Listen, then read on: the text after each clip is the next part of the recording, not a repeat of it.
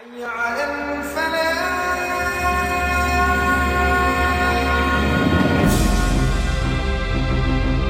Bismillahirrahmanirrahim. Assalamualaikum warahmatullahi wabarakatuh. Setelah mengucap syukur kepada Allah Subhanahu wa taala dan bersalawat kepada Nabi tercinta tersayang Nabi Muhammad sallallahu alaihi wasallam, izinkan saya mengucapkan jazakumullah khairul jaza kepada siapapun yang menyaksikan dan peduli dengan materi yang sangat penting untuk kali ini. Mohon maaf, izinkan saya menyampaikan satu statement ketika menjadi heboh di televisi swasta waktu itu. Ketika itu ada seorang moderator yang mengatakan bahwa yang menentukan perjalanan Indonesia ke depan itu adalah 4 orang, yaitu Bapak Joko Widodo, Bapak Prabowo Subianto, Ibu Megawati Soekarno Putri, dan Bapak Surya Paloh. Moderator itu mengatakan di publik bahwa 4 orang ini adalah yang menentukan arah ke depan bangsa Indonesia. Seketika itu pula saya yang duduk sebagai peserta dalam diskusi itu mengatakan, Anda lupa yang kelima. Yang kelima juga ikut menentukan.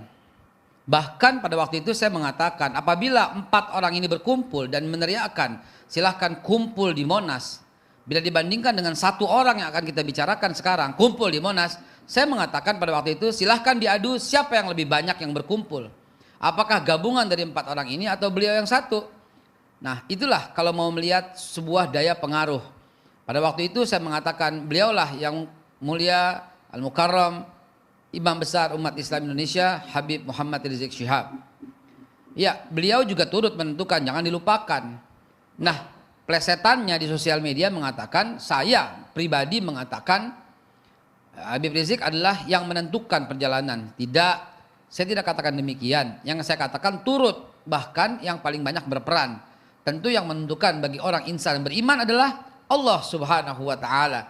Karena dunia berada dalam genggaman Allah Subhanahu wa taala. Ma'asyiral muslimin wa jumratal mu'minin rahimakumullah dimanapun Anda berada. Hari ini topiknya sangat menarik. Apa sebenarnya yang terjadi? Saya Haikal Hasan sebagai moderator, insya Allah nanti akan dibahas secara tuntas dari sisi hukum oleh Al-Mukarram Bapak Dr. Abdul Khair Ramadan SH MH, yang kemudian dilanjutkan juga dengan tanggapan dari sisi perjuangan, dari sisi loyalitas umat ya terhadap Imam Besar Umat Islam Indonesia Habib Muhammad Rizik Syihab, yaitu dari Ustadz Bakhtiar Nasir LCMM. Dan kemudian insya Allah akan bergabung di akhir sesi, yaitu dari Partai Keadilan Sejahtera, yaitu Bapak Dr. Hidayat Nur Wahid. Dan insya Allah ada pula tanggapan dari rekan teman juga seperjuangan, yaitu Bapak Profesor Din Samsudin. Nah, sebelum saya lanjut, izinkan saya menceritakan sedikit tentang kronologi. Imam Besar Umat Islam Indonesia Habib Muhammad Rizik Syihab bukan tidak ingin kembali ke Indonesia. Berulang kali saya katakan, ya, saya katakan sekali lagi, beliau tuh ingin sekali, beliau tuh rindu dengan tanah airnya. Beliau itu tanah airnya Indonesia, bukan tanah air yang lain. Beliau itu tumpah darah Indonesia, bukan tumpah darah yang lain. Dan beliau pun berbahasa Indonesia, bukan berbahasa yang lain. Karena beliau adalah orang yang paham dengan kesepakatan bangsa yang pernah terjadi pada tanggal 28 bulan Oktober tahun 1928. Memang kita tidak hadir dan beliau pun belum lahir, tapi acuannya itu. Kenapa? Karena itu adalah kesepakatan pertama. Dan kalau kita lihat rujukan, kalau saya pribadi merujuk kepada Piagam Madinah. Piagam Madinah mengamanahkan bahwa apabila ada satu kesepakatan antara umat Islam dan bukan Islam di kota Madinah, di mana kesepakatan itu membawa kebaikan bagi seluruh Madinah Al-Munawwarah, maka pesan Rasulullah semua ikut kesepakatan itu. Saya langsung mengkiaskan bahwa di Indonesia ada sebuah kesepakatan antara umat Islam dan bukan Islam, bahkan antara semua suku yang berada di Indonesia, 714 suku yang ada di Indonesia, bahkan ada di antara 17.000 pulau, bahkan di antara 630 bahasa, bahkan ada 6 agama, bahkan dan lain-lain. Semua perbedaan itu diikat dengan sumpah bahwa Kami bangsa, kami putra-putri Indonesia, mengaku berbangsa satu, bangsa Indonesia. Mengaku bertumpah darah satu, tumpah darah Indonesia. Dan menjunjung tinggi bahasa persatuan, bahasa Indonesia. Semua itu hadir. Yang Jawa, yang Celebes, yang Sumatera, yang Ambon, bahkan yang Arab. Tapi tidak ada yang Cina, tidak ada yang India, tidak ada yang Pakistan dan sebagainya. Ini fakta sejarah. Saya bukan rasis, saya menceritakan sejarah. Pada waktu itu semua sepakat. Dan itulah tolak tonggaknya gitu loh. Dan kemudian tonggak itu terus dipupuk. Kenapa? Karena yang hadir tahun 28 itu adalah orang itu-itu juga. Ketika mereka berkumpul kembali untuk memproklamasikan kemerdekaan. Jadi ini sebuah kepanjangan yang tidak boleh diputuskan begitu saja. Keluarganya juga kok, anak cucunya juga kok. Bahkan sebagian yang hadir pada tahun 28 juga hadir di tahun 45. Ya diantaranya kakek lah begitu ya. Nah sahabat sekalian yang dimuliakan Allah, hadirnya mereka di tahun 28 dan di tahun 45 adalah sebuah mata rantai. Bahwa apa? Bahwa kita telah sepakat tanah air, tumpah darah, dan bahasa. Karena itu ketika ada orang yang merasa berjati diri, bertumpah darah, dan memiliki paspor Indonesia, tiba-tiba tidak diizinkan pulang, atau dipersulit kepulangannya, atau disuruh tunggu dulu di sana, atau segala macamnya yang nanti akan kita kupas, ini melanggar. Melanggar apa? Melanggar kesepakatan berbangsa. Bukankah dalam pembukaan UUD 45 bahwa sungguhnya kemerdekaan itu hak segala bangsa, dan ini bisa berarti bangsa maupun perorangan. Kenapa? Karena kemerdekaan hak segala bangsa, dan oleh karena itu sebab penjajahan, dan oleh karena itu penjajahan di atas dunia tidak gimana? Bahwa sungguhnya kemerdekaan itu adalah segala bangsa, dan oleh karena sebab itu penjajahan di atas dunia harus dihapuskan. Gitu. Karena tidak sesuai dengan peri kemanusiaan dan peri keadilan. Dan perjuangan, pergerakan rakyat Indonesia telah sampailah kepada saat yang berbahagia. Dengan selamat sentosa mengantarkan rakyat Indonesia ke depan pintu gerbang kemerdekaan Indonesia yang merdeka, bersatu, berdaulat dan makmur. Atas berkat rahmat Allah yang Maha Kuasa dan didorongkan dengan keyakinan yang luhur supaya berkehidupan kebangsaan yang bebas, maka dengan ini rakyat Indonesia menyatakan kemerdekaannya. Kenapa saya hubungkan dengan pembukaan UUD? Karena amanah undang-undang bahwa manusia itu harus bebas merdeka. Enggak boleh ada yang dilarang pulang ke Indonesia. Kesalahannya apa? Kalau kesalahan ya tangkap, adili dong. Kalau nggak ada kesalahan ya segera pulangkan dong. Kan nggak bisa pulang. Ya masa negara tidak punya sense bahwa yang ada di sana adalah seorang tokoh. Seorang tokoh yang merupakan salah satu penggerak, penletak dasar 4 pilar. Bersama Pak Taufik Kemas, Habib Muhammad Rizik Syihab meletakkan 4 pilar dalam kehidupan bernegara. Itu Pancasila, UUD 45, NKRI, dan GBHN. Dan itulah bersama Pak Taufik Kemas almarhum, dialog bersama tokoh PDIP. Orang nomor 1 di PDIP pada waktu itu, Pak Taufik Kemas.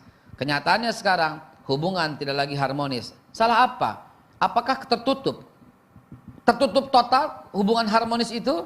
Insya Allah bisa kita raih lagi, bisa kita jalin lagi. Namun sebelum masuk harmonisasi kembali, mari kita bahas ada apa sebenarnya. Bukankah beliau ingin pulang? Bukankah beliau telah berusaha berkali-kali pulang? Bukankah beliau sudah membeli tiket? Bukankah sudah issued? Bukankah sudah melewati dan ternyata terhambat di imigrasi? Esokannya berapa hari berikutnya dia coba lagi, terhambat pula. Sampai kemudian habislah masa berlaku. Setelah habis masa berlaku, biasanya yang berlaku di setiap negara memulangkan. Tapi kok nggak dipulang-pulangin? Ada apa sebenarnya? Saya pun tak tahu. Tugas saya sebagai moderator untuk bertanya dari sisi hukum yang mulia, kita hadirkan bagaimana status ini. Kita dengarkan paparan untuk kita tanya lebih lanjut nanti, yaitu Dr. Abdul Khair Ramadan SHMH. Kami persilahkan. Terima kasih Babe Haikal. Assalamualaikum warahmatullahi wabarakatuh. Ya, pada kesempatan yang berbahagia ini saya pribadi mengucapkan Yaumil Milad buat yang mulia Imam Besar Habib Rizik Syihab yang ke-55 tahun. Dan juga berbarengan dengan milad kedua HRS Center tanggal 18 Agustus 2 tahun yang lalu. Ya, pada prinsipnya bahwa pengaruh Imam Besar Habib Rizik Syihab demikian kuat, menguat secara alamiah dalam rangka membela agama, bangsa dan negara. Terlihat propagasi demikian signifikan yang saya sebut propagasi Mekah dalam hal turut memberikan kontribusi dalam perpolitikan untuk menciptakan politik yang sehat, yang jujur, adil dan berwibawa. Tentu pendekatan keagamaan di sini demikian menentukan. Namun dalam hal perpolitikan nasional dimulai dengan pilkada, berakhir terus berlanjut pada Pilpres 2019. Hingga saat ini, apa yang dialami oleh Imam Besar Habib Rizik Syihab tentu kita ketahui bersama bahwa pencekalan yang terdiri di kata cegah dan tangkal dimaksudkan di sini adalah pencegahan keluar dari wilayah Saudi Arabia. Itu terjadi sebanyak 2 kali pencegahan keluar itu, larangan exit. Pertama itu pada tanggal 15 Juni 2018 dan kemudian yang kedua tanggal 7 Desember 2018. Adapun isu tentang overstay itu tercipta karena pencegahan. Dengan sendirinya ketika ada dicegahnya Imam Besar Habib Rizik Syihab untuk meninggalkan Saudi, overstay itu bakal terjadi. Jadi overstay karena di86kan, karena telah ada rekayasa. Jadi di sini ada kerja. Kerja apa? Adanya kerja kekuatan antara oligarki dengan politik dan intelijen. Istilah intelijen politik itu diakui dalam kajian intelijen. Ada pengaruh-pengaruh operasi senyap, tangan-tangan yang tidak terlihat, yang membuat pencegahan itu berlaku, yang berujung kepada pengasingan politik. Pengasingan politik ini juga istilah yang sering digunakan oleh para ahli. Habib Rizik ditempatkan sebagai lawan politik. Kenapa disebutkan lawan politik? Karena pada awalnya sebelum beliau hijrah ke Mekah, telah ada upaya perangkulan, penggalangan. Dalam ilmu intelijen, apabila seseorang tidak dapat dirangkul atau digalang, maka harus dibatasi dan kalau perlu ditumbangkan. Apa yang dialami oleh Habib Rizik ini adalah pembatasan ruang gerak dan atau pengucilan kebebasannya dalam hak-hak sipilnya, dalam perpolitikan. Dan itu jelas adalah melanggar undang-undang hak asasi manusia dan berseberangan, bertentangan dengan pasal 28I Undang-Undang Dasar 1945. Nah, kenapa terjadi pengasingan politik itu? Justru ini ada suatu penawaran menjelang Pilpres. Sepanjang Imam Besar Habib Rizik Syihab memberikan dukungannya kepada paslon 01 Jokowi Ma'ruf Amin, maka pencegahan keluar itu akan dicabut.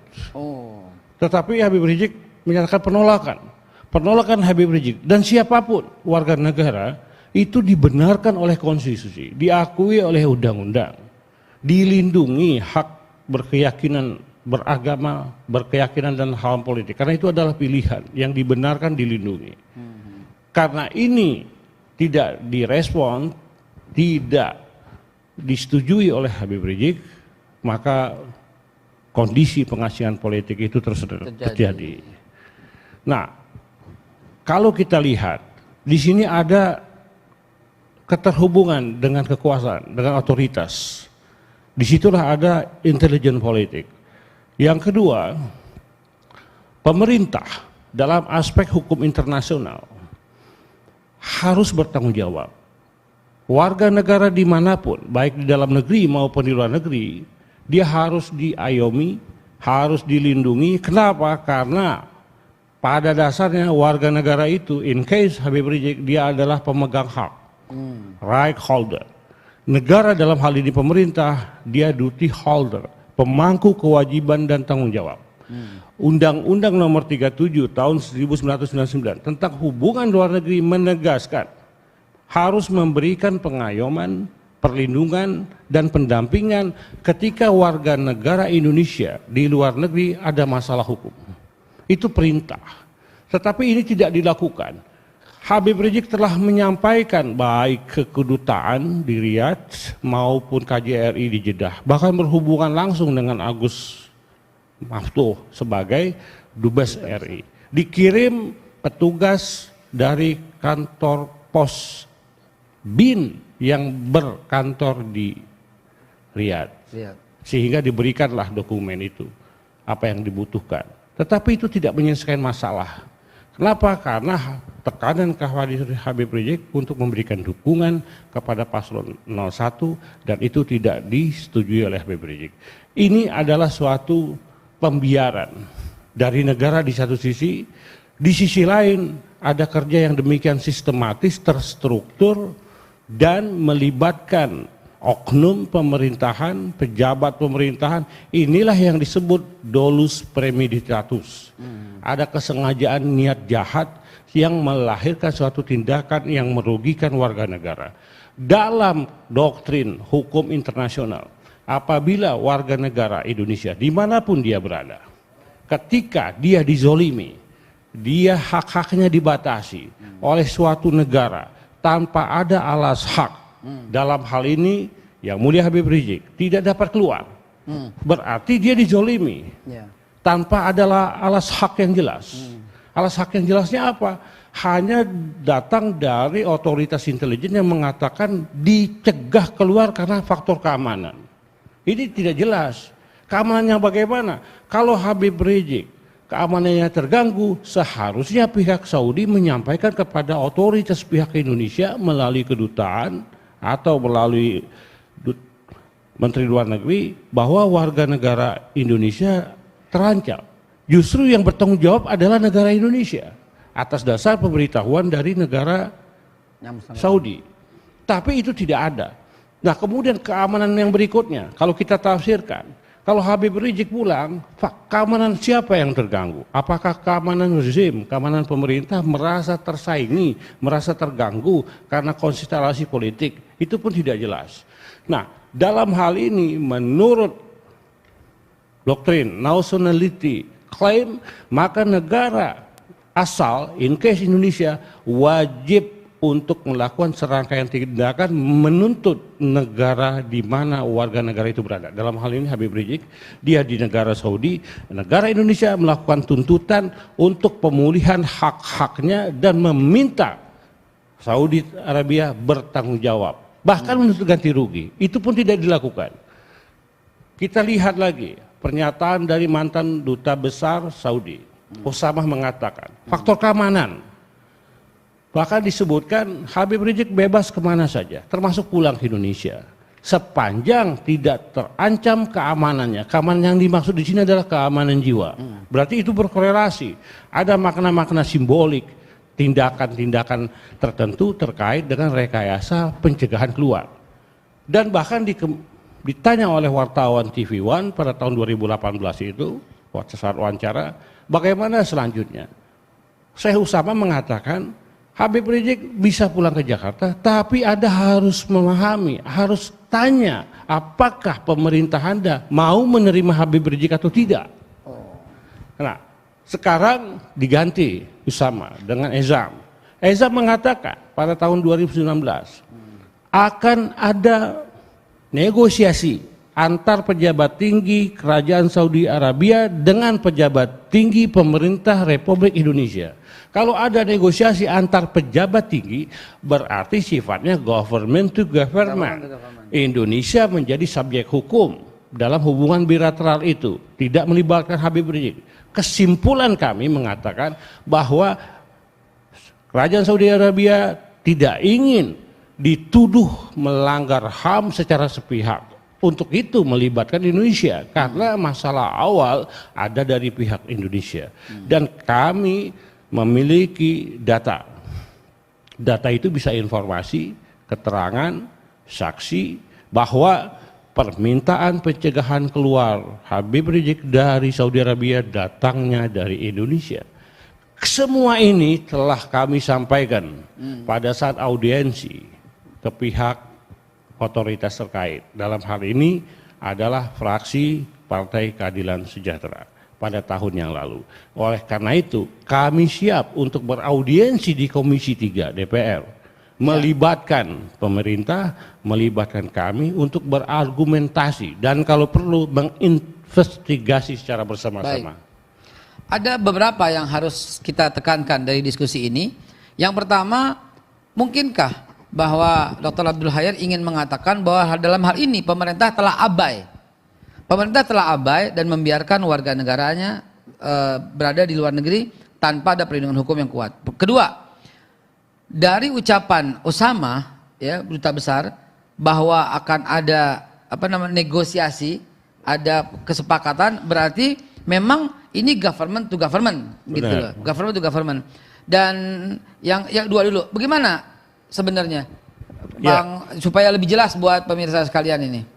Terlepas dari benar atau tidaknya dugaan keterlibatan negara dalam hal pencegahan Habib Rizik yang berujung kepada pengasingan politik, terlepas dari itu, negara tetap harus bertanggung jawab. Kalau negara tidak bertanggung jawab, berarti negara melakukan delik omisionis, pembiaran secara sengaja. Dan itu adalah kejahatan. Dalam perspektif HAM, itu adalah kejahatan. Nah, saya teringat Bang Abdul Khair, maaf, mumpung kebetulan ingat. Pernah ada satu kasus, di mana kasus ini adalah warga negara Indonesia yang merupakan beliau pekerja rumah tangga yang terlibat dalam kasus hukum. Pembelaannya itu luar biasa, sampai negara turun, sampai pengadilan turun, sampai kirim tim, sampai kirim lawyer, sampai kirim tenaga internasional dan membebaskan satu orang ini dari hukum di Saudi Arabia. Nah, memang setiap orang sama kedudukannya dalam hukum. Boleh nggak kalau umpamanya pemirsa dalam hal ini mengatakan negara telah melakukan diskriminasi person antara si yang pekerja rumah tangga ini dengan Habib Rizik. Kalau ini dianggap oke, sama warga negara harus diperlakukan sama, tapi kenapa perlakuannya berbeda begitu? Bisa nggak kita bilang begitu? Jelas bagaimana Habib Rizik itu tidak bisa keluar karena ada suatu pembatasan pengucilan terhadap hak sipil yang berdimensi hak asasi manusia. Itu adalah suatu kejahatan dalam perspektif undang-undang terhadap penghapusan diskriminasi ras dan etnis selain undang-undang HAM dan ke atas terhadap undang-undang dasar. Pembiaran secara sengaja ini berarti ada perjumpaan kepentingan, ada perjumpaan maksud dengan terciptanya rekayasa secara sistemik dan struktur pencegahan keluar itu yang berujung kepada pengasingan. Oleh karena itu, Duta Besar Esa mengatakan ada negosiasi antar pejabat tinggi. Nah, kalau bicara pejabat tinggi, tentu ini bukanlah adalah pejabat eselon. Ini adalah pejabat dalam kedudukannya sebagai menteri. Jelas kalau disebut pejabat tinggi, berarti dia bukan pejabat pegawai negeri, dia adalah pejabat tinggi. Dan kami mengetahui siapa-siapa saja yang memang terlibat secara langsung maupun tidak langsung. Tetapi bukan pada tempatnya kita sampaikan di sini. Tapi kalau kita nanti dihadirkan di Komisi 3, kita akan beberkan secara rinci, jelas dan tegas berdasarkan fakta dan data yang kita miliki. Saat ini partai yang berkuasa kita tahu adalah PDIP. Ya. Dan pada waktu itu HRS Center bersama dengan tim melakukan audiensi dengan Partai Keadilan Sejahtera. Pertanyaan saya kepada seluruh teman-teman yang juga ingin mengetahui, apakah pernah ada permohonan untuk beraudiensi atau permintaan, apakah dengan partai-partai yang lain, jadi lintas partai dulu, lalu kemudian ke Komisi 3 yang membidangi hal ini? Kami menyatakan itu. Kita ingin hal aku dibawa di Komisi 3. Jadi Komisi 3 memfasilitasi rapat dengar pendapat antara kami dengan pihak pemerintah, eksekutif. Kapan diajukan itu ke Komisi 3? Saya menyampaikan. Udah pernah? Saya menyampaikan langsung. Dan bahkan di tulisan-tulisan HRS Center meminta hal itu. Kenapa? Karena ini adalah kewajiban DPR. DPR itu kan lembaga pengawas selain lembaga legislatif. Harus ada fungsi nyatanya terhadap warga negara yang lebih dari 2 tahun. Kalaupun seseorang itu dia dicekal dari Indonesia untuk keluar dalam kasus-kasus tertentu, misalkan delik makar, itu pun tidak boleh lebih dari 2 tahun. Nah, Habib Rizik ini bukan pelaku tidak pidana, SP3-nya sudah dicabut, di Saudi dia dimuliakan, dihormati, boleh kemana saja sepanjang di wilayah Saudi Arabia, tapi kok tidak bisa pulang, kok negara diam. Pernyataan pejabat semuanya, Yasona, Mahfud MD, telah kita bantah pernyataan itu sesat dan menyesatkan, tidak sesuai dengan fakta dan bahkan melecehkan. Yang mau ngongkosin itu ya? Yang mau ngongkoskan 100 juta, kami 1000 kali lipat bisa.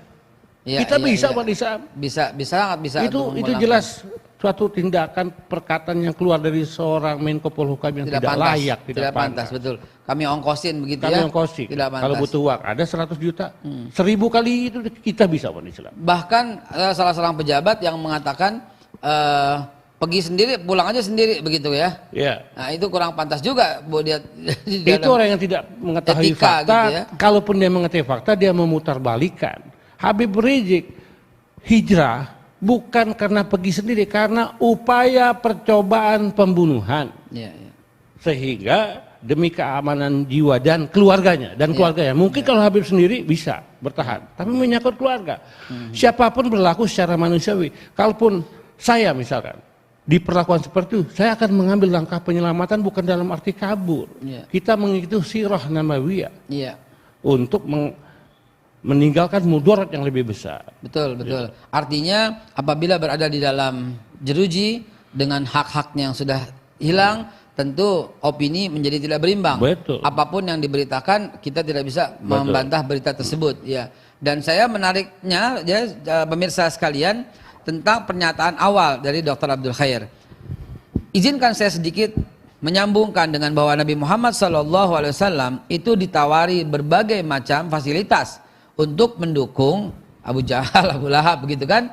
Kita sadar bahwa sirah nabawiyah kita mengatakan demikian, bahwa Abu Sufyan sebagai wakil daripada masyarakat Quraisy pada waktu itu, ya, itu mendatangi Abu Talib, yaitu pamanda dari Nabi kita Muhammad SAW, dan Abu Sufyan menawarkan 4 hal.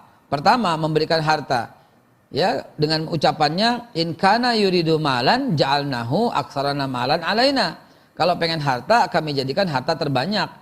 Nah, apakah itu yang dimaksud dengan statement dari Dr. Abdul Khair yang awal? Adanya rayuan, adanya minta pemberian pendukungan gitu ya. Demikian pula kalau kita lihat sirah, bukan hanya itu. Nabi Muhammad pernah ditawarkan jahan. In kana yuridu jahan ja'alnahu sayyidan alaina. Kalau pengen jadi jahan itu pembuat undang-undang. Jadi di Quraisy pada waktu itu ada lembaga yang membuat undang-undang, yaitu 4 suku.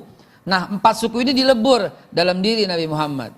In kana yuridu jahan ja'alnahu sayyidan alaina. Kalau dia pengen jadi pembuat undang-undang di antara suku itu, ja'alnahu sayyidan. Kami jadikan dia sayyidnya, pemimpinnya. Bahkan sebuah jabatan sangat bergengsi, yaitu adalah in arada sultan, kalau mau jadi sultan, penguasa, kata Abu Sufyan, a'tainahu mafatihal Ka'bah. Kami akan berikan kepadanya kunci-kunci Ka'bah. Saya sebagai yang suka sejarah menghubungkan hal ini. Demikian pula para nabi sebelumnya. Ya, misalnya Nabi Musa, beliau kan hijrah, ya, dari Mesir karena tak bisa punya keleluasaan di Mesir menuju Palestina. Demikian pula Nabi Ibrahim, karena tidak ada keleluasaan dari makar yang dilakukan Namrud, ya, di Babilonia, maka Ibrahim kemudian hijrah begitu ya. Sama sekali moderator tidak mengisyaratkan dan mengibaratkan hal itu. Namun ini hanyalah sebuah perspektif sejarah bahwa pejuang-pejuang itu selalu menghadapi kendala, dan hijrah adalah min sunnah Rasulullah SAW dan juga sunnah para nabi. Nah, kita mau bertanya lebih lanjut ini. Apakah hijrah yang seperti itu ya dengan tawaran dan rayuan sebagaimana Dr. Abdul Khair mengatakan di awal diskusi. Silakan tolong penjelasan dan tanggapannya Dr. Abdul Khair. Iya. Propagasi Imam Besar Habib Rizik Syihab itu demikian menguat. Dan umat Islam terbangun kesadarannya, terbangun semangatnya. Itu tidak dapat dipungkiri. Menuju ke Pilpres, terjadi polarisasi antara 01 dengan 02. Tentu kekuatan 02 pada saat itu dalam hal keumatan ada di Mekah. Diakui pula oleh Duta Besar Esam, oleh Duta Besar Osama.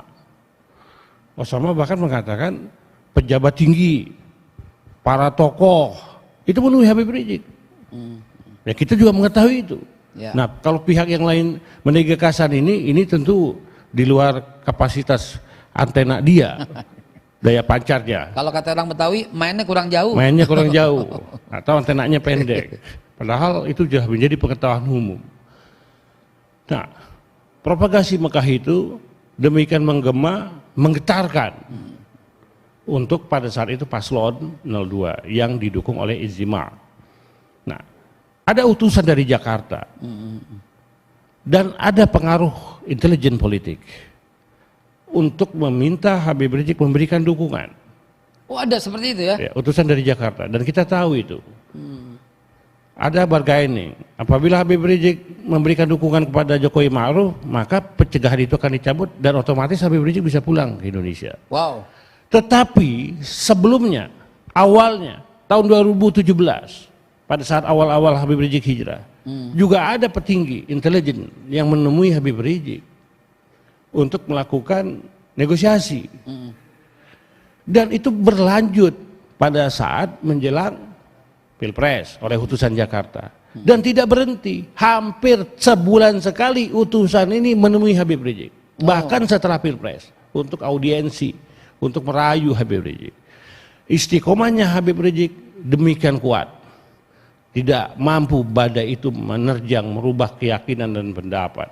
Sebenarnya apa yang beliau cari? Apakah beliau cari kekayaan? Tidak. Tentu dia akan terima semua itu. 1 triliun kita tahu semua ditawari oleh apakah beliau petinggi partai. mencari kedudukan? Tidak. Beliau bukan juga Tidak. pimpinan partai dari manapun. Tidak. Pesantren akan dibangun, tanah menjadi hak milik, uang 1 triliun pertama itu ditolak untuk jangan sampai terjadi penguatan pada saat pilkada melawan Ahok. Dan sebab itulah Habib Rizik dikriminalisasi, dipersekusi, bahkan upaya pembunuhan. Kalau kita flashback ini tidak adil. Habib Rizik dilakukan kriminalisasi yang akhirnya menimbulkan pencegahan berujung pengasingan. Ahok tidak masuk dalam lembaga pemasyarakatan, masuk di Mako. Ini ketidakadilan hukum. Ini adalah pengkhianatan, kemunafikan dalam penegakan hukum. Kami menuntut pemerintah berdasarkan dalam hal ini Presiden sumpah dan janjinya menjalankan Undang-Undang Dasar. Kalau menjalankan Undang-Undang Dasar berarti semua rangkaian kesatuan Undang-Undang Dasar dan turunannya termasuk Undang-Undang Jaminan Hak Asasi Manusia harus dijalankan oleh Presiden. Kalau Presiden melakukan pembiaran berarti sama dengan Presiden melakukan pelanggaran terhadap Undang-Undang Dasar. Dan itu bisa menjadikan dalil Presiden melakukan perbuatan tercela dan bahkan itu bisa menjadi salah satu dalil adanya pemakzulan impeachment Presiden karena Presiden telah melakukan perbuatan tercela. Sebelum ke sana Dr. Abdul Khair, tadi dokter mengatakan tentang kalau udah 2 tahun ini kewajiban negara nih, kalau enggak negara abai. Biar pemirsa dimanapun Anda berada bisa lebih memahami apa itu yang angka 2 tahun itu sebenarnya itu apa? Kalau seseorang dianggap di sini diposisikan dia sebagai pelaku tidak pidana maka dalam proses hukum. Ya dia sudah tersangka. Atau dia belum tersangka tapi proses lidik sudah menuju ke penyidikan. Dia dilarang keluar Indonesia. Dicegah. Dan dalam hal delik-delik tertentu seperti makar, itu pencegahannya itu tidak boleh lebih dari 2 tahun. Kalau yang biasa itu sekitar 6 bulan. Nah sekarang Habib Rizik di luar negeri, memang bukan otoritas Indonesia yang mencegah dia keluar. Kalau dalam perspektif cegah dalam undang-undang keimigrasian, orang luar, orang asing Indonesia dicegah masuk ke Indonesia, orang Indonesia dicegah keluar. Kalau orang asing ditangkal. Nah Habib Rizik kan warga negara Indonesia, tapi ada di Saudi. Tentu tidak ada kaitannya dengan cegah dan tangkal oleh Indonesia. Yang melakukan pencegahan itu adalah otoritas Saudi. Tetapi ada permintaan dari pihak Indonesia untuk Saudi menerbitkan pencegahan keluar larangan exit dengan alasan faktor keamanan. Dan itu ada rekayasa, ada suatu dolus premeditatus, ada pemufakatan jahat. Ditambah lagi Duta Besar Esa mengatakan ada negosiasi antar pejabat tinggi Kerajaan Saudi Arabia dan pemerintah Indonesia. Negosiasi apa?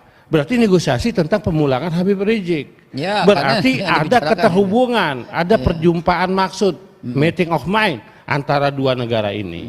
Nah disitulah kita melihat ada korelasinya dengan pernyataan Duta Besar sebelumnya, Syekh Usama.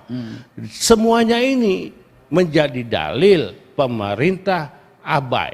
Pemerintah melakukan pembiaran secara sengaja, delik omisionis.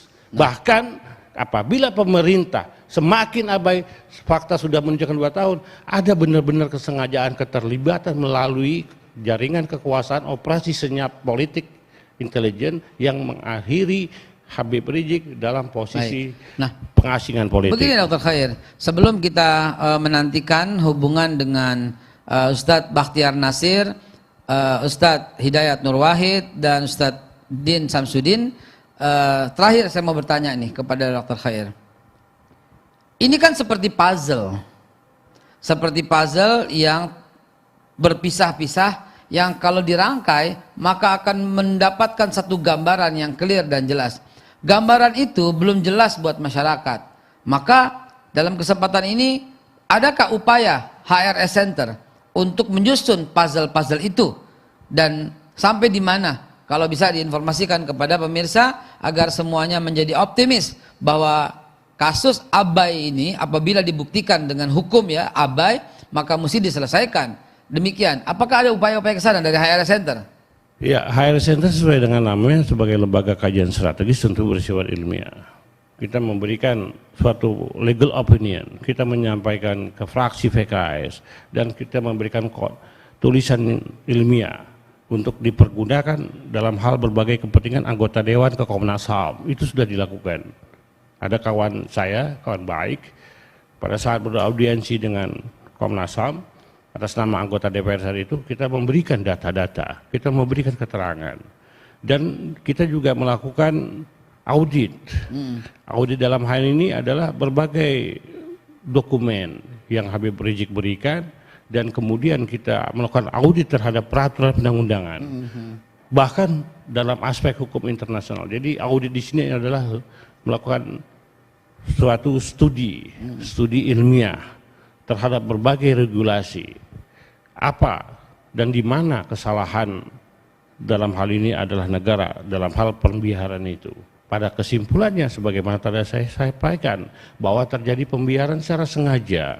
Nah, oleh karena itu kami meminta untuk dilakukannya rapat dengar pendapat di Komisi 3, dan itu kami sampaikan secara jelas pada saat pertemuan dengan fraksi PKS. Hanya itu yang dapat kita berdayakan, karena kewenangan itu ada di Komisi 3. Dipertemukan dengan pihak pemerintah yang mewakili otoritas terkait. Jadi ada kejelasan dan publik juga tercerahkan. Dan informasi publik itu dijamin oleh undang-undang agar masyarakat baik individu maupun kelompok termasuk kami juga akan menerima informasi yang berimbang, informasi yang valid. Karena apa? Karena setahun yang lalu katanya ada pertemuan pembahasan tentang Habib Rizik di Komisi 2. Hasilnya kita tidak tahu, publik tidak tahu sampai sekarang. Adapun tentang negosiasi antar pejabat tinggi Kerajaan Saudi Arabia dengan otoritas pejabat tinggi Republik Indonesia. Kita juga tidak tahu apa hasilnya. Nah itu kan menurut undang-undang harus ada keterbukaan informasi publik. Jangan disimpan, didiamkan. Kita wajib tahu, masyarakat berhak tahu terhadap akses informasi publik. Nah sepanjang itu tidak dilakukan, lagi-lagi ini telah terjadi maladministrasi. Ada yang ditutupi untuk kepentingan politik. Ini tidak fair dalam negara yang berasaskan demokrasi dalam rangka penguatan civil society. Jangan civil society itu ditempatkan sebagai lawan politik yang harus dipersekusi, dikriminalisasi. Itu tidak sesuai. Tidak sesuai dengan Pancasila, tidak sesuai dengan konstitusi, tidak sesuai dengan paradigma negara berdasarkan hukum dan negara kedaulatan rakyat. Nah, baik, pemirsa dimanapun Anda berada, sambil menantikan hubungan Zoom dengan tokoh narasumber lain, nah kebetulan Bang Din Samsudin sedang melakukan Zoom dengan Gontor gitu ya. Nah izinkan saya membacakan, atas izin daripada beliau, saya membacakan sambutan atau tanggapan dari Bapak Profesor Din Samsudin yang saat ini belum bisa bergabung, dan insya Allah jam 14.30 nanti Zoom akan dialihkan kepada Bapak Hidayat Nur Wahid. Sebelum ke Bapak Hidayat Nur Wahid, izinkan saya membacakan. Bismillahirrahmanirrahim. Assalamualaikum warahmatullahi wabarakatuh. Pemulangan Habib Rizik Syihab adalah suatu keniscayaan dan merupakan tanggung jawab negara. Sesuai amanat pembukaan Undang-Undang Dasar 1945 bahwa negara harus melindungi segenap rakyat dan seluruh tumpah darah Indonesia, maka adalah kewajiban dan tanggung jawab negara untuk melindungi Habib Rizik Syihab sebagai warga negara Indonesia. Adalah bentuk pengabaian negara jika menghalang-halangi. Tindakan demikian bisa dianggap inkonstitusional karena bertentangan dengan amanat konstitusi tadi. Saya berpesan, marilah kita berjuang untuk pemulangan beliau, namun jangan sampai terjebak, terhasut ya dalam rekayasa mereka. Allahu Akbar. Muhammad Din Samsudin dalam kapasitasnya tercatat di sini sebagai Ketua Dewan Pertimbangan Majelis Ulama Indonesia. Dr. Khair, mohon tanggapannya terhadap statement dari Profesor Din Samsudin barusan. Ya jelas, kata kuncinya adalah adanya pelanggaran terhadap konstitusi. Apabila negara abai, apabila negara tidak melakukan serangkaian upaya konkret dalam bentuk pemulangan Habib Rizik ke tanah air. Ketika pemulangan terhadap Habib Rizik ke tanah air tidak dilakukan, itu adalah tanda dan sekaligus bukti negara abai, negara mendiamkan, dan bahkan negara secara sengaja tidak melaksanakan kewajiban dan tanggung jawabnya yang sebenarnya itu melekat kepada dirinya. Negara dalam hal ini adalah eksekutif, karena dia memegang kekuasaan. Dia sebagai organisasi kekuasaan yang memiliki daya jangkau kekuasaannya itu melalui seperangkat kewenangan dan institusinya. Apabila itu tidak dilakukan, maka di situ ada pelanggaran hukum yang menunjuk pelanggaran kepada Undang-Undang Dasar. Kalau seseorang melakukan suatu pelanggaran terhadap hukum, tentu ada konsekuensi hukum. Siapapun itu, apakah rakyat biasa, TNI, Polri, pejabat, aparat sipil, maupun menteri, presiden, semua sama, equality before the law. Apalagi ini dilakukan secara sistematis, secara terstruktur, sehingga menjadi dalil negara benar-benar telah melakukan kesengajaan dalam bentuk pembiaran. Jadi sengaja itu memang dikehendaki baik perbuatan maupun akibatnya. Sengaja. Tapi ada juga sengaja membiarkan. Dia tahu bahwa apabila itu tidak dilakukan konsekuensinya adalah A. Akibatnya A. Itu kesengajaan pembiaran. Didiamkan suatu perbuatan itu, tidak dilakukan suatu upaya karena itu juga menyangkut kewajibannya, tapi tidak dilakukan, itu adalah pembiaran. Nah, pembiaran dalam hukum adalah kejahatan. Nah, begini Dr. Khair. Tentang statement barusan gitu ya. Dan Dr. Abdul Khair sebagai perancang dari acara dan pemilihan ini, tentang diikutsertakannya Bang Din Samsudin, diikutsertakannya Ustadz Hidayat Nur Wahid dan juga Ustadz Bakhtiar Nasir sebagai motor HRS Center apakah HRS Enter ada satu upaya untuk menggalang lebih dulu ormas, organisasi masyarakat, atau lembaga kajian, atau apapun namanya, diadakan pendekatan untuk bersama-sama ke Komisi 3. Mengingat mungkin nih, Komisi 3 menganggap ini cuma sedikit, ini cuma kecil. Nah, apakah ada upaya dari HRS Center untuk menggalang dulu semua ormas, semua pergerakan, apakah itu FPI, apakah itu GNPF, apakah itu PA 212, di mana saya juga ada di dalam situ, apakah itu Al Irsyad Al Islamiyah, apakah itu Jamiatul Khair, apakah itu Muhammadiyah, bahkan Nahdlatul Ulama, bahkan MUI, bahkan dan selainnya dan seterusnya. Apakah ada upaya itu semua bergabung untuk bersama-sama maju ke komisi? Apakah ada upaya ke sana? Idealnya memang harus ada sinergitas, harus ada kesatuan. Oleh karena itu pemulangan Habib Rizik ini ya harus. Nasir sedang berada di ujung, silahkan dengan segala hormat Tuan Guru, fadl.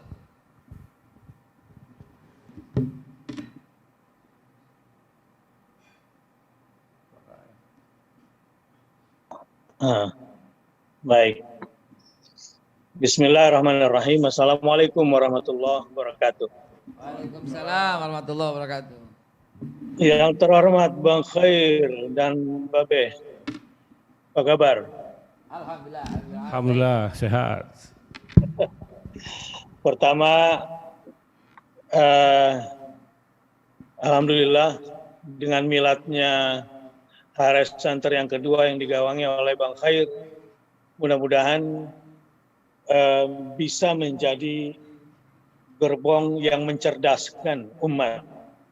Pendekatan akademis, pendekatan hukum, yuridis yang terus digaungkan oleh Bang Abdul Khair Ramadan, sang doktor, saya kira memberikan cukup banyak pencerahan.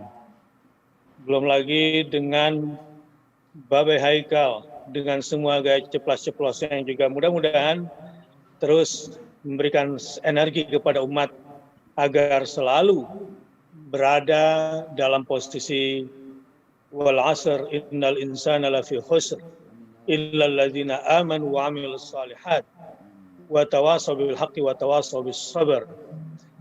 Yang kita harapkan agar selalu kita berada dalam posisi yang benar, mengerjakan yang benar, mengajarkan yang benar, dan bersabar bersama yang benar.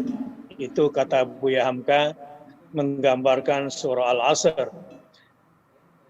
Terkait juga dengan kondisi Habib Rizik Syihab yang sangat-sangat kita banggakan, yang sampai hari ini sikap saya kepada beliau semakin hari semakin bangga, semakin hormat, semakin cinta, alhamdulillah. Sejujurnya dari dalam hati saya yang paling dalam, cinta, hormat, bangga saya kepada beliau terus meningkat. Dengan teladan istiqomah yang beliau berikan kepada kita semua untuk berada di jalur wal asr itu demi masa, bahwa perjalanan beliau apakah pengasingan politik ataukah hijrah, tapi yang jelas itu semakin membuat beliau bertambah mulia di mata kita, di mata orang-orang beriman juga insya Allah, dan di mata Allah Subhanahu wa Ta'ala. Jadi berbicara tentang pemulangan, saya kira Ustadz Haikal dan Babe, Bang Dr. Abdul Khair Ramadan, Anda berarti sedang mengusik kebahagiaan Habib Rizik Syihab, Habibana. Kenapa? Karena beliau dalam hijrahnya atau dalam pengasingannya, sama-sama kita ketahui, sangat bahagia, sangat terhormat, sangat mulia.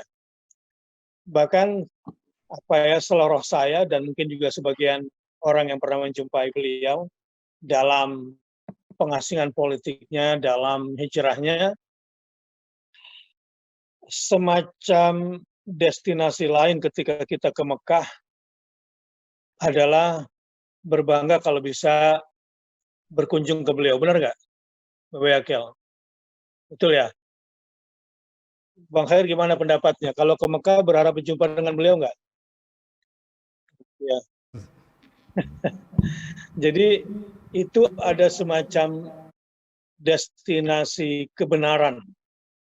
Selain menyaksikan Baitullah, Ka'bah Musyarrafah, ada kemuliaan lain bagi sebagian umat Islam, sebagian hujjaj, sebagian mu'tamirun, kalau bisa bertemu, bersilaturahim dengan beliau, imam besar.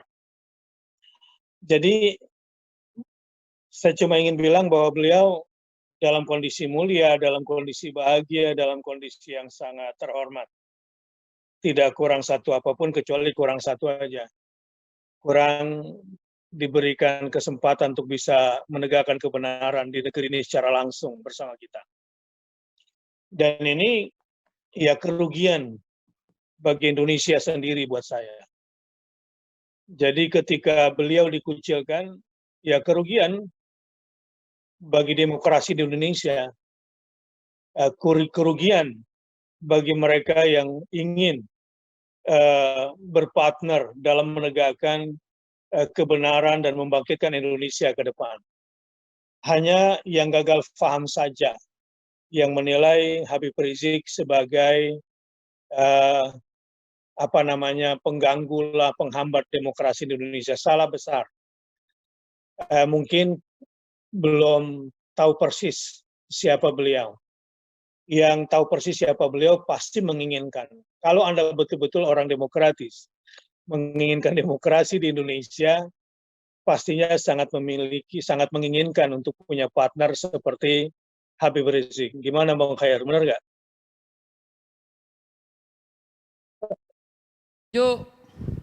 Jadi hanya orang-orang yang tidak menginginkan demokrasi yang sesungguhnya, yang tidak menghendaki beliau ada di sini. Beliau percayalah, saya kira kalau ada orang Indonesia yang paling merah putih darahnya adalah beliau yang merah darahnya dan selalu putih pakaiannya. Dan tidak pernah berubah. Saya kira mudah-mudahan istiqomah sampai akhir hayatnya. Kalau ada orang yang dikatakan cinta kepada negerinya, percayalah. Habib Rizik itu bukanlah orang yang mencari kekayaan untuk diri dan keluarganya, kemudian melakukan proses capital flight, atau membuat terbang harta negeri ini ke kampung, seperti yang dilakukan oleh para taipan-taipan itu. Habib Rizik bukan tipe itu. Dia bukanlah buronan yang seharusnya diburu oleh aparat. Dia bukanlah penjahat yang harusnya diburu oleh para aparat. Sungguh, bagi saya, kalau beliau ada di Indonesia, baik Indonesia ini. Bertambah aman Indonesia. Insya Allah mereka-mereka yang hendak mengganggu kedaulatan Indonesia, mereka-mereka yang hendak mengganggu demokrasi Indonesia, mereka-mereka yang hendak mengganggu ketenangan di Indonesia, bahkan ingin menjajah Indonesia, saya yakin beliau serahkan lehernya paling depan. Bukan begitu, Babe dan Bung? Ya, saya berbicara ini saya kira nggak ada beban, ya karena kita tahu, kita kenal siapa beliau sesungguhnya. Bahwa ada perbedaan gaya, perbedaan style, saya kira sesuai dengan nama lembaga yang beliau dirikan, Front Pembela Islam. Yang namanya di front, saya kira dengan semua resiko yang harus dihadapi, dengan semua benturan-benturan awal yang memang kadang-kadang harus berhadapan dengan arus yang acak, yang kacau, di luar kendali. Tetapi beyond semua itu, jangan melihat dari permukaan saja bahwa Habib Rizik Syihab wala uzakkiyallahi ahadan, Saya tidak ingin mentazkiyah, mensucikan siapapun di hadapan Allah Subhanahu wa taala, tapi sebagai pribadi kesaksian yang saya rasakan, saya lihat langsung bersama beliau, Masya Allah, cintanya kepada tanah air ini, cintanya kepada tegaknya keadilan di negeri, cintanya pada kebenaran, cintanya pada keamanan, cintanya pada kedamaian. Percayalah, tulus 100% untuk Indonesia. Allahu Akbar. Sampaikan. Ya, nanti nggak usah ngomong dulu, anak dulu. Nanti kalau tanya aja. Makasih Bapak, Bang Khair. Begini, saya ingin menyemangati sahabat-sahabat semua. Karena bicara hukum, undang-undang, biarlah Bang Abdul Khair. Sekarang saya baca Al-Qur'annya ya. Saya kira selain milad beliau yang ke-55, 2 tahun di atas usia saya, dan milad 2 tahun HRS Center ini, percayalah ayat yang menjadi resolusi, nggak tahu, ini bukan kebetulan. Ini resolusi hijrah 1442 Hijriah saya sebagai hadiah buat para pecinta Habib Rizik Syihab, buat para pengikut-pengikut beliau termasuk saya. Insya Allah surat At-Taubah ayat 40 cukup energi bagi kita. Insya Allah bumi Indonesia ini adalah bumi Allah. Insya Allah yang akan menemani Habib Rizik adalah malaikat-malaikat Allah. Pintu masuknya dari Allah, dan yang akan mengizinkan Allah, dan setelah itu tidak akan ada yang bisa menghalangi beliau untuk masuk ke bumi Allah ini. Apa itu ayatnya? A'udzu billahi minasyaitonir rajim. Illa tansuruhu faqad nasarahu Allah. Id akhrajahu alladzina kafaru. Ketika beliau sallallahu alaihi wasallam menyebarkan agamanya, menyebarkan rahmat kepada umat lewat agamanya, pastilah tidak disukai oleh orang-orang yang kufur pada kebenaran, yang kufur pada keadilan, dan kufur kepada iman kepada Allah Subhanahu wa taala. Peringatan Allah ini di ayat ini jelas sekali. Kalau kamu tidak menolong Muhammad SAW, maka ketahuilah sesungguhnya Allah telah menolongnya. Jadi ayat ini dimulai dengan kata-kata yang suruh dan nasara, fi'il mudhari dan fi'il madhi setelahnya. Illa tansuruhu, jika kamu tidak menjadi bagian yang menolong Muhammad dan agama Muhammad, sebagaimana apa yang dilakukan oleh Habib Rizik Syihab, ada dalam rangka menolong agama Allah, menegakkan kalimatullah, menegakkan Pancasila, menegakkan negara, kedaulatan negara kesatuan Republik Indonesia. Kalau kamu tidak menolong dia, percayalah, faqad nasarahullah, maka sesungguhnya Allah telah menolongnya. Buktinya Allah tempatkan beliau di Makkah Al-Mukarramah, di tanah suci Makkah, dalam keadaan aman, dalam keadaan sehat, dalam keadaan terhormat dan bahagia. Faqad nasarahullah. Jadi insya Allah Habib Rizik dalam pertolongan Allah Subhanahu wa taala. Idz akhrajahu alladziina kafaru tsaniya tsnaini. Tsaniya tsnaini ya Rasulullah pada saat itu adalah Abu Bakar dan sahabat-sahabat yang hatinya selalu bersama Rasulullah. Dan selalu ada yang menemani Habib Rizik Syihab. Dan hati kita semua di Indonesia ini senantiasa bersama beliau. Dan saya kira begitu juga hatinya Bang Abdul Khair, dan hatinya Babi Haikal, dan hatinya para pecinta Habib Rizik. Insyaallah. Alaysa kadzalik. Untuk itu saya ala yaqinin wa ala thiqatin bi nafsi. Saya sangat yakin Indonesia ini bumi Allah sebagaimana Mekah juga buminya Allah. Pintu insya Allah satu hari nanti akan terbuka lebar, Fatihin akan terbuka buat Habib Rizik. Pada saatnya beliau akan masuk dengan penuh kehormatan, dengan penuh kemuliaan, akan disambut oleh orang-orang yang mencintai beliau. Dan saya khawatir lebih banyak daripada yang tidak suka beliau. Tetapi faktanya memang demikian.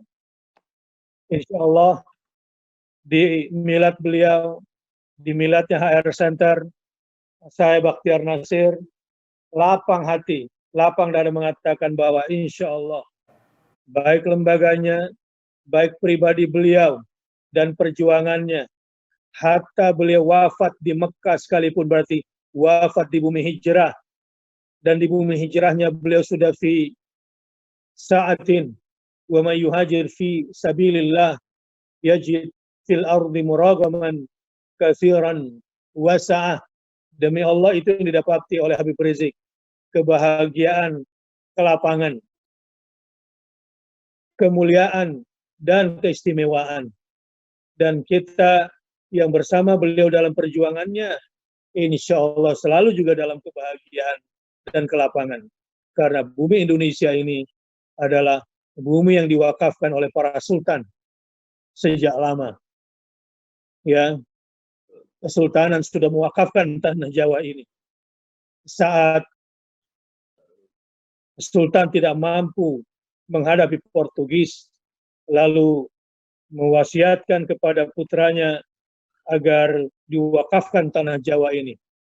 Sebagaimana bumi belahan Indonesia yang lain telah menjadi warisan para sultan-sultan muslimin, raja-raja Islam pada masa lalu. Dan insya Allah Indonesia, negara dengan negara kesatuan Republik Indonesia-nya, selama Habib Rizik masih ada, akan senantiasa beliau jaga Indonesia ini. Dengan usaha beliau, dengan perjuangan beliau dari jauh, dengan cinta beliau dari jauh. Dan kita senantiasa berharap menunggu pertolongan Allah Subhanahu wa Ta'ala. Kalau saya pribadi tidak ingin meminta kepada makhluk, tidak ingin mendesak siapapun, beliau akan datang pada waktunya. Beliau akan sampai dengan penuh kehormatan pada saatnya. Dan saya yakin pintu Allah, Allah yang datangkan, Allah yang terbangkan, Allah yang masukkan. Dan mudah-mudahan kalaupun harus terkubur di Indonesia, insya Allah itu juga kehormatan. Kalau harus terkubur di tanah Mekah, juga kehormatan. Karena beliau cuma ingin mati di jalan Allah Subhanahu wa Ta'ala. Dan energinya, percayalah, silakan usir Habib Rizik kemanapun. Silakan lempar Habib Rizik di lembah manapun. Percayalah, Anda tidak akan pernah bisa memisahkan hati kita dengan beliau. Dan Anda tidak akan pernah bisa tempatkan Habib Rizik di satu tempat, di situ tanpa Allah, di situ tanpa pertolongan Allah, dan di situ tanpa kemuliaan dari Allah Subhanahu wa Ta'ala. Allahu Akbar. Allahu Akbar. Allahu Akbar. Insyaallah. Jazakumullah khairul jaza, Ustaz Bakhtiar Nasir. Saya adalah saksi atas kecintaan antum, kesetiaan antum dengan segala perjuangan ini semua. Ala kulli hal, waktu semakin larut. Dan di ujung sana, Al-Mukarram Dr. Hidayat Nur Wahid telah siap. Kami ingin mendengarkan pendapat, saran, dan sentilan dari guru kita bersama. Tafadhal, Ustaz Dr. Hidayat Nur Wahid. Baik. Ustaz Bakhtiar Nasir Hafizahullah, Ustaz Haikal Hasan, Ustaz Abdul Khair Hafizahullah, dan ahbabuna jami'an fi FPI, fi HR Center, dan seluruh peserta webinar yang semuanya saya hormati. Assalamualaikum warahmatullahi wabarakatuh. Waalaikumsalam warahmatullahi wabarakatuh. Alhamdulillahirabbil alamin, assalatu wassalamu ala qaidina wa qudwatina sayyidina Muhammadin asyrafil anbiya'i wal mursalin wa ala azwaji ummahatil mu'minin wa ala alihi thayyibin wa ala ashabihi mardiyyin wa ala man ittaba'ahum bi ihsanin ila yaumiddin. Faqalallahu azza wa jalla fi kitabil aziz, a'udzu billahi minasyaitonir rajim.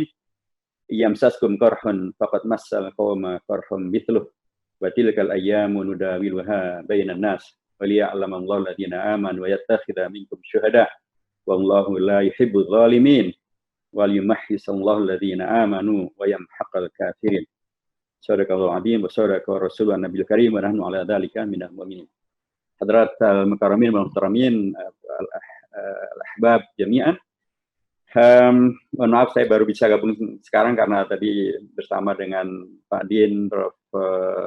Amal dan kawan-kawan dari Gontor melakukan hadarah.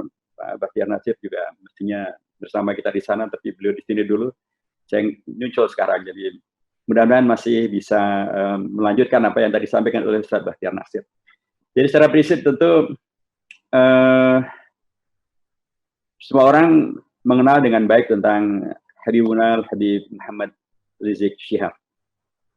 Tapi tidak semua orang yang mengenal baik itu kemudian bisa memposisikan beliau secara baik. Suatu ketika dalam ceramah, dalam dialog dengan Pak Jaya Suprana di kanal khusus beliau, setelah ngobrol panjang, kemudian beliau bertanya, Pak Ustadz, saya penasaran dengan Habib Rizik Syihab. Bisa nggak saya diketemukan dengan beliau?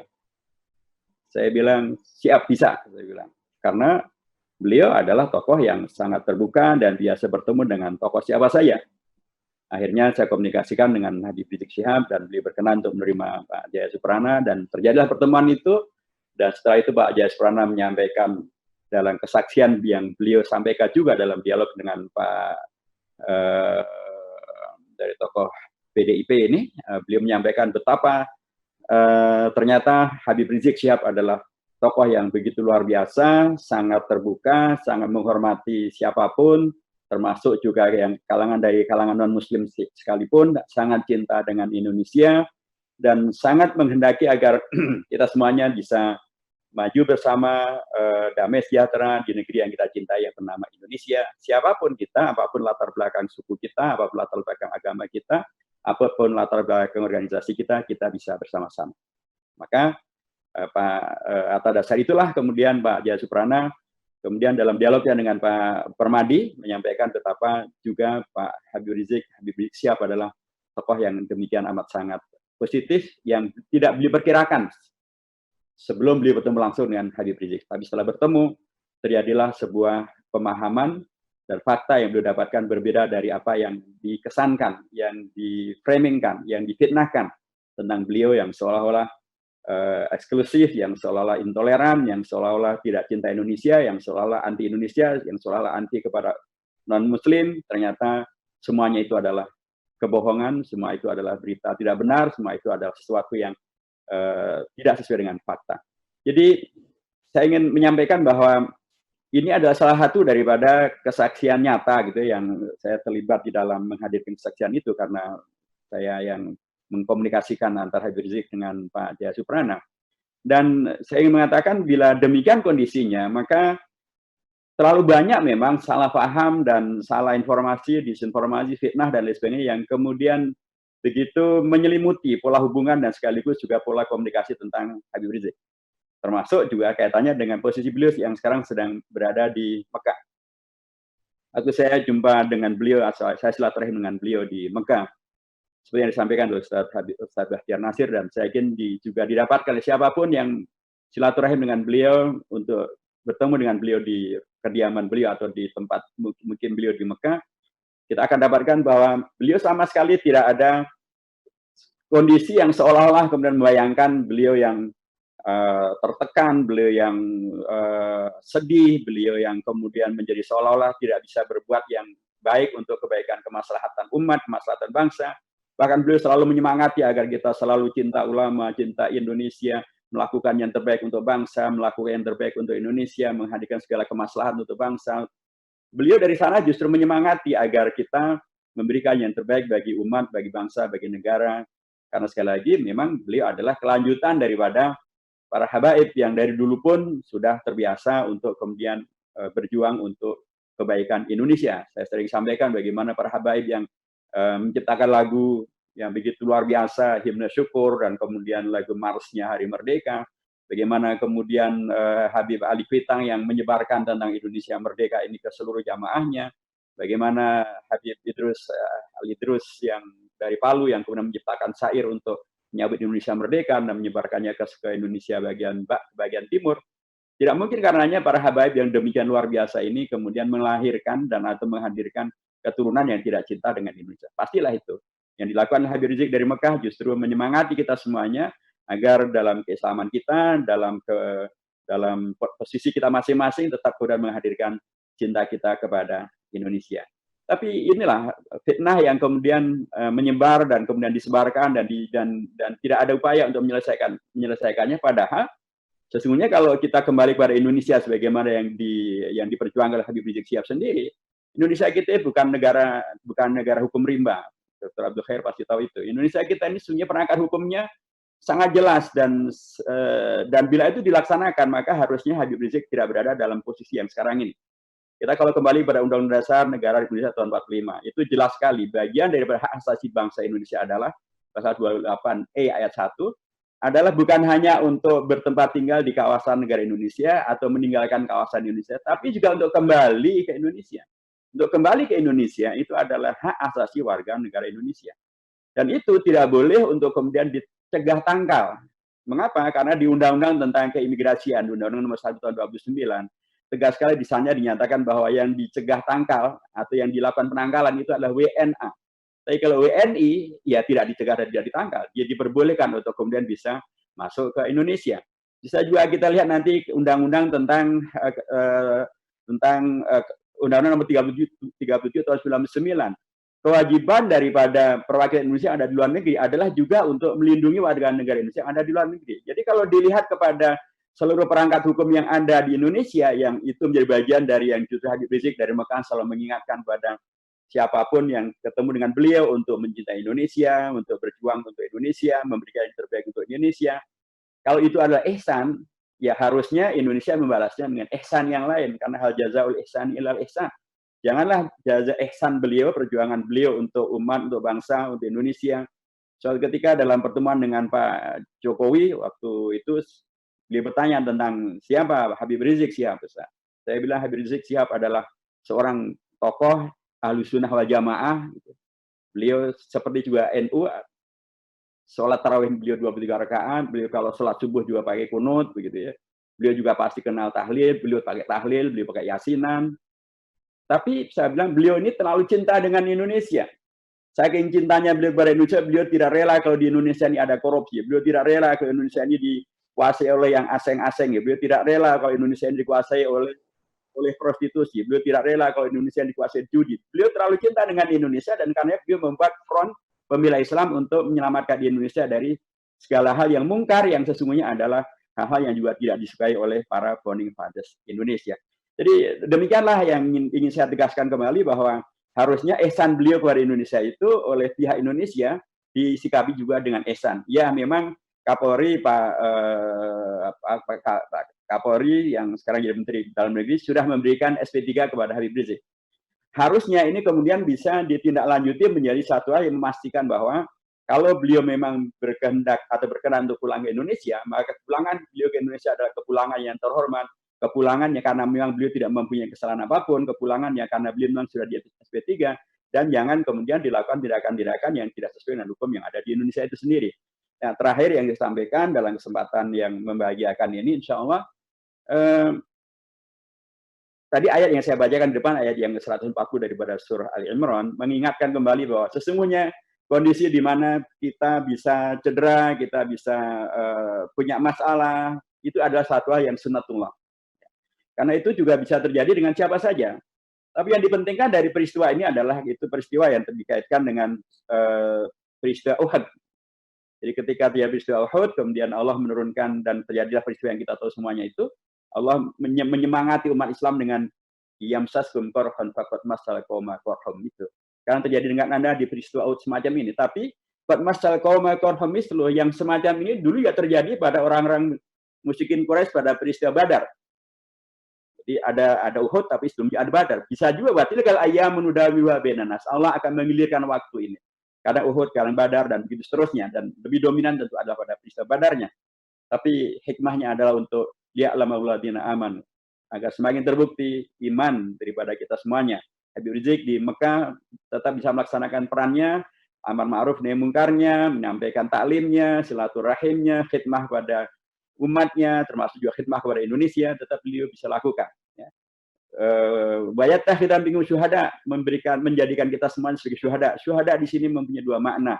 Ya syuhada karena mati syahid, maupun syuhada sebagai pemberi kesaksian tentang yang benar bagaimana, yang tidak benar bagaimana, mengkoreksi negara, mengkoreksi siapapun yang tidak melaksanakan ketentuan hukum. Perlu diingatkan, dan saya di waktu di Komisi 1 saya juga terus sampaikan hal ini secara langsung kepada Menteri Luar Negeri, kepada pihak-pihak yang punya kewenangan untuk bisa menyelesaikan masalah ini. Bayatah kita bingung syuhada, wallahu la yuhibbul dzalimin. Allah mengendaki agar dari peristiwa ini yang hadir memang adalah keadilan, dan keadilan itu adalah suatu kata yang di dalam Pancasila diulangi sampai 2 kali, di sila yang kedua dan sila yang kelima. Artinya harusnya para penegak hukum di bangsa Indonesia ini betul-betul menjadikan keadilan menjadi hal yang amat sangat dipentingkan. Karena begitulah salah satu daripada hikmah mengapa pergiliran waktu itu dihadirkan. Ada Uhud, sebelumnya ada Badar, setelah Uhud juga nanti akan ada peristiwa berikutnya yang paling besar tentu adalah Fathu Makkah. Saya kira demikian, kita mendoakan Habib Rizik dengan segala kebaikan, dengan segala yang terbaik, segala yang bermaslahat, segala yang kemudian membawa kepada Izzul Islam wal Muslimin dimanapun beliau berada, dan dimanapun beliau berada pastilah juga beliau pasti juga akan mendoakan untuk kebaikan kita semuanya di Indonesia dan umat Islam dimanapun kita berada. Barakallahu fikum jami'an. Assalamualaikum warahmatullahi wabarakatuh. Waalaikumsalam warahmatullahi wabarakatuh. Bapak Hidayat Nur Wahid, jazakumullah khairul jaza dengan paparannya yang jelas. Kita garis bawahi di sini bahwa saking cintanya beliau untuk melakukan hal ini semua. Kalau beliau inginkan harta, beliau sudah akan dapat harta. Kalau beliau inginkan jabatan, tentu beliau sudah mendapat jabatan. Kalau beliau inginkan kedudukan yang tinggi, beliau juga sudah dapat kedudukan yang tinggi. Tapi yang beliau inginkan dari semua itu adalah tegaknya lillahi kalimatillah. Dan itulah, dari situlah beliau berjuang dan bergerak bersama semua. Insya Allah kami mohon juga dalam kesempatan ini PKS turut mengaudiensi ya niatan kami untuk berdialog pada Komisi 3, dan insya Allah juga Ustadz Bakhtiar Nasir yang kami saksikan kesetiaannya juga akan turut berperan terus dalam kepulangan beliau.